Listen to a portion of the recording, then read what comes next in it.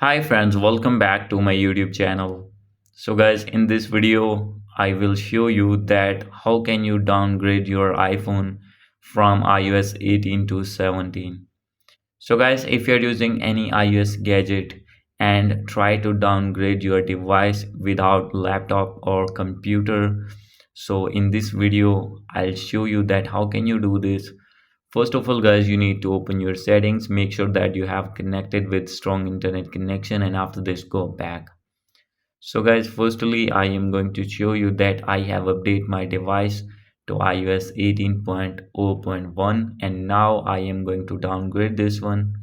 So, first of all, go back and open your Safari, and after opening it, from here you need to search betaprofiles.dev.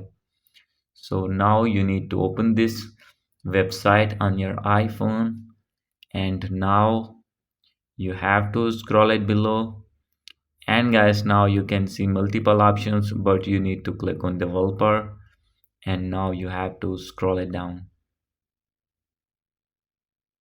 So from here you can see iOS 17 beta profile. Click on install profile and click on install.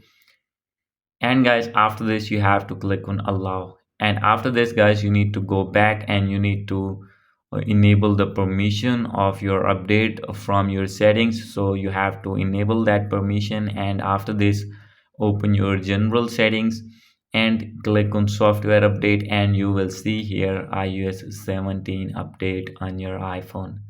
So guys, you can easily downgrade your device.